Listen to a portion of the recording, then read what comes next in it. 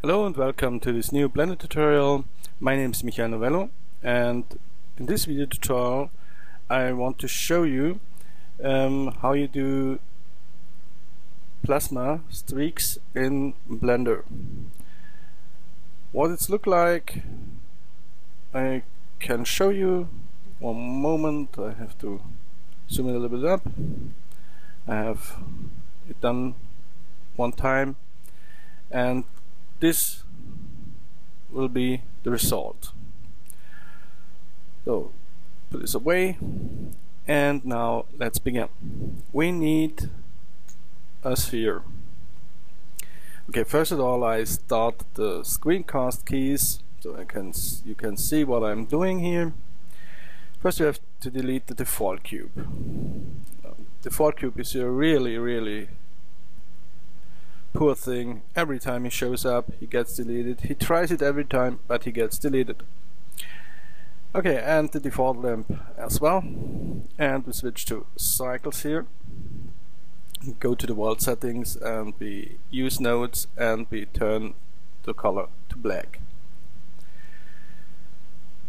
Okay, now we have to add a sphere, a UV sphere. We smooth it, and we add a subdivision surface modifier to it, only to get a perfect sphere. Then we go to the front view, put the camera in here, and zoom a little bit in. Okay. Now we need the plasma streaks. We need a circle. We don't have to fill it, so in the fill type, go to nothing, and then we scale it a little bit up, like this. Go in the edit mode, and we do an extrusion, and we scale it down a little bit, and we will do this 3 or 4 times. Okay. Now we have a circle, a band, and we do one subdivide to all of the vertices, only to have a little bit more control what we are doing now. We are going to proportional editing. We enable proportional editing, and then we go to the proportional editing fall off, we go to random. Then we select one vertex, and we put it up.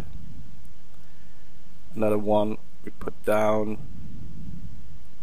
Another one we put up. Down. Up.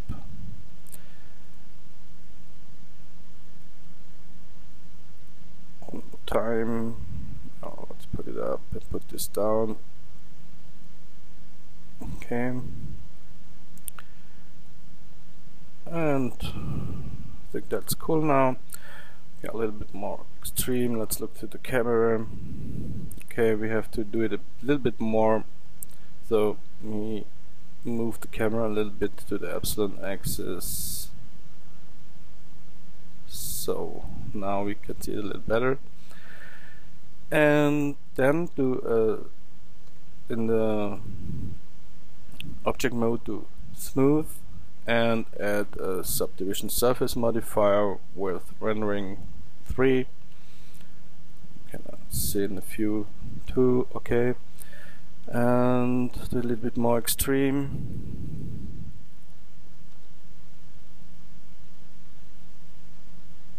So now we have a little bit of swirling on the band, so I think that's like plasma behaves. It's just a random setup. Okay, now we are switching to our node editor, but first we have to put the material on the circle band. So we need an emission material,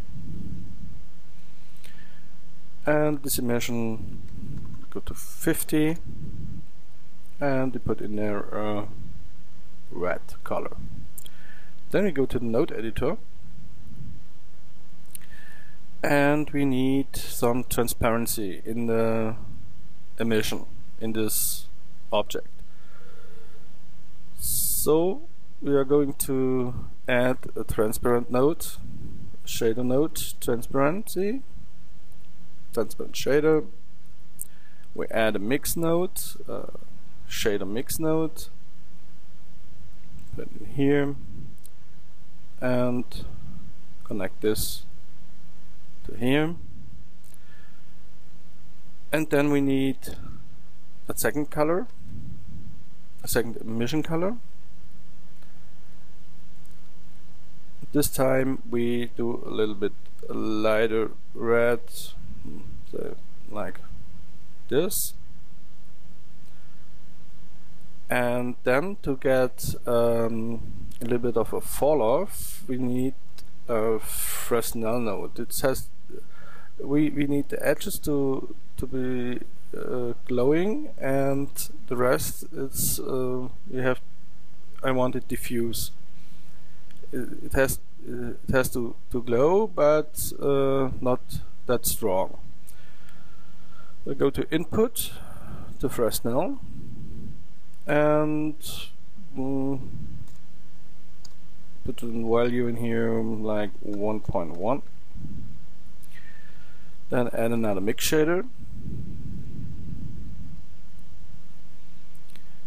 and this mix shader will receive the vector from our Fresnel. The first will be our first emission color, and then the second emission color. And then we put another transparent shader in here to get the transparency overall. Another mix shader, and the vector 0.5, it's okay. Top, put the emission nodes, and here the transparency node, and go to the material, delete this, and that's our material. We have to here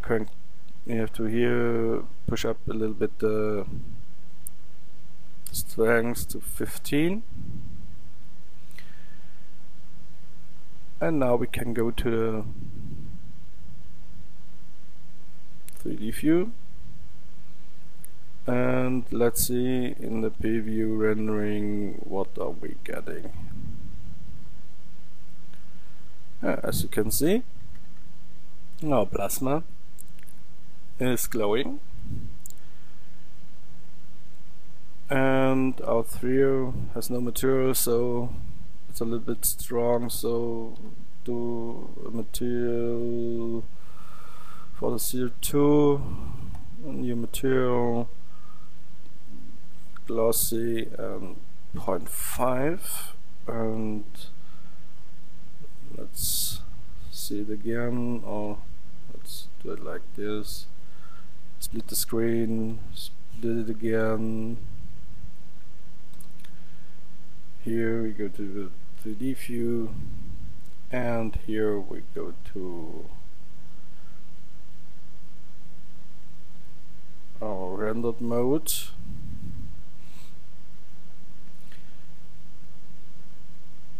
So it's beautiful glowing, and then we copy this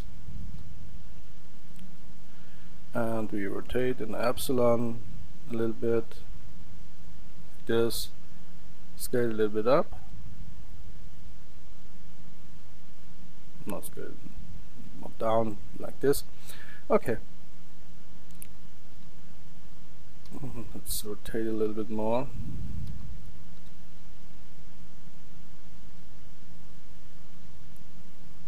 Okay, and now we have two of these bands, but I want this band in another color, so I click here and I call it plasma blue, and then we go to the node editor and we change the colors to blue, one deep blue, and this to a lighter blue, like this. And if you want, you can duplicate this one more time and rotate it in epsilon in another direction. Let's do it like this. And then we give it another material. We click here again. We type in here plasma, so green, and put a green in here, and here lighter green, and I think that's cool. Now we want to get a little bit more of the glow. We want to have a little bit of blur here, so we switch to the compositing node here. But at first we have to once a time we have to do one render before we get any results in Compositor, because the Compositor needs a rendered layer. So we render it one time. Okay. Now we can switch to the press escape, and we can click here use nodes, backdrop,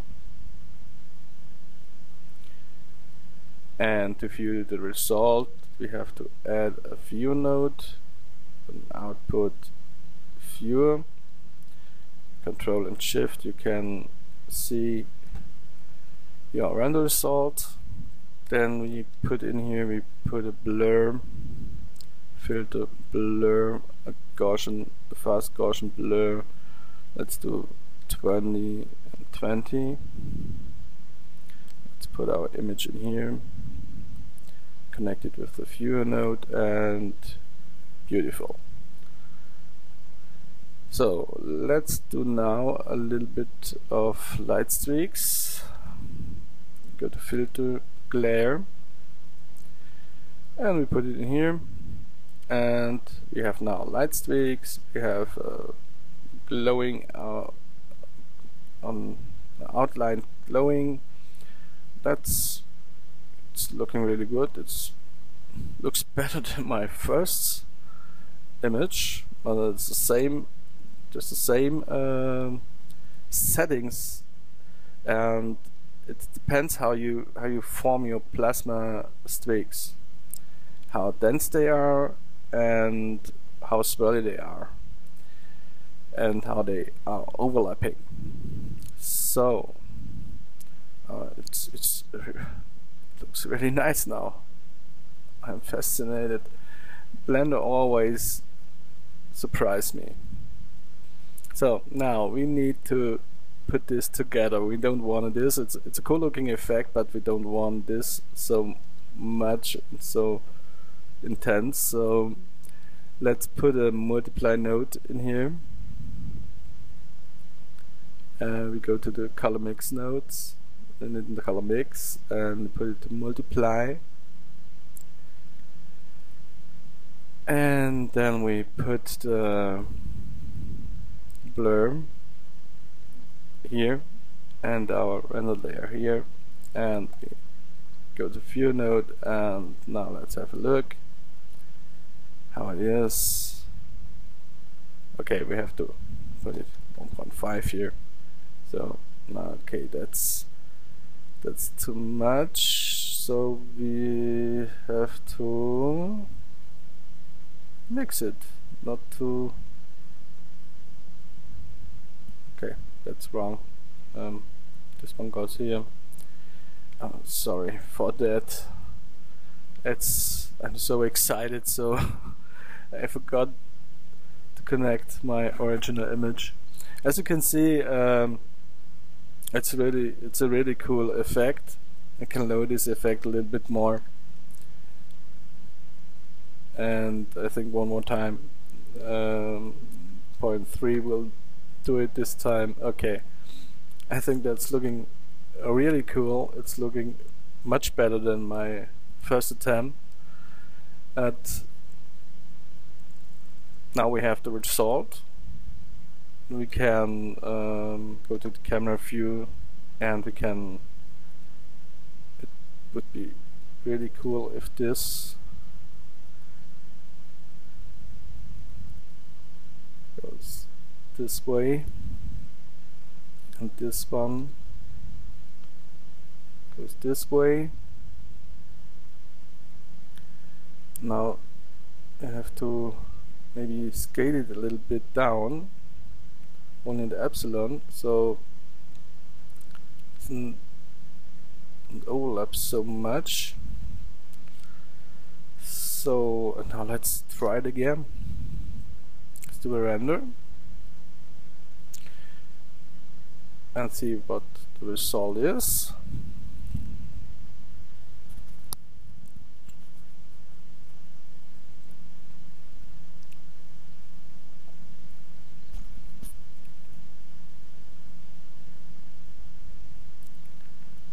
Okay, and now let's connect our mix node to the compositor, and as you can see, it's a real cool and nice effect.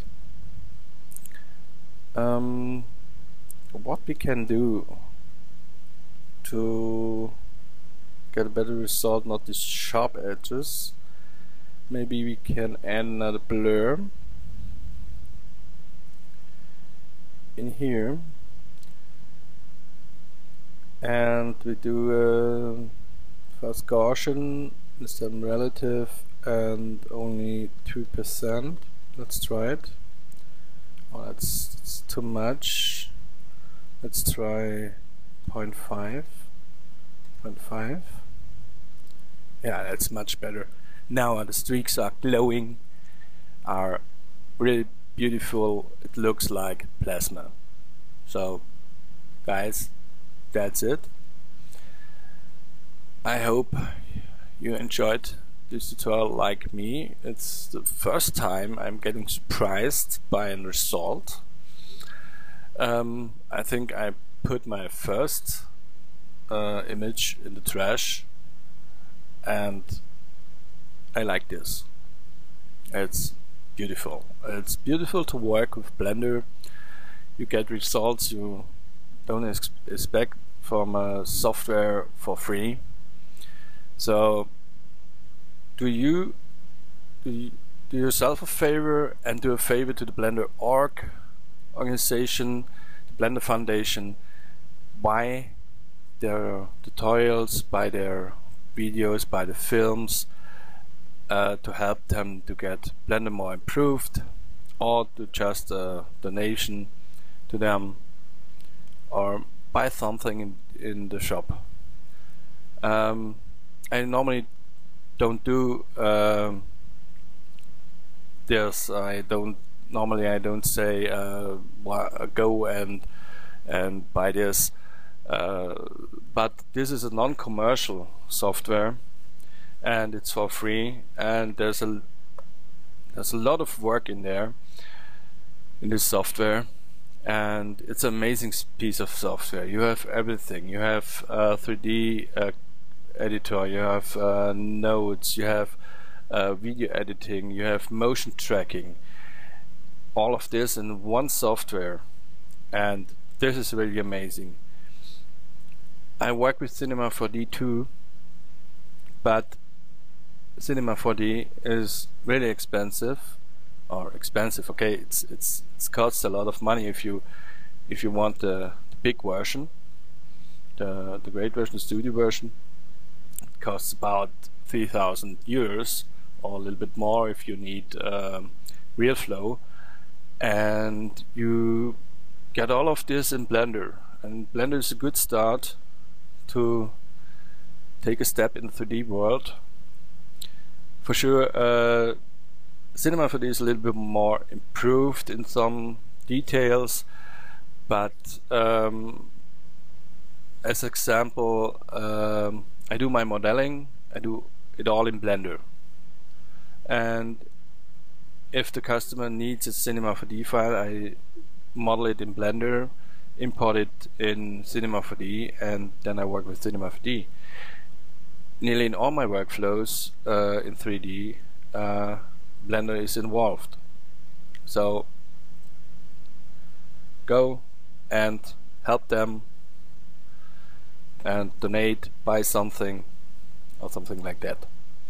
Okay, that's it. Thank you for watching, and if you like this tutorial, please like it or subscribe my channel. I think I will do more English tutorial in the future, but for now you have to excuse my bad English. I'm on it to improve it, my grammar, my pronouncing, and so that's it. See you guys next time. Bye.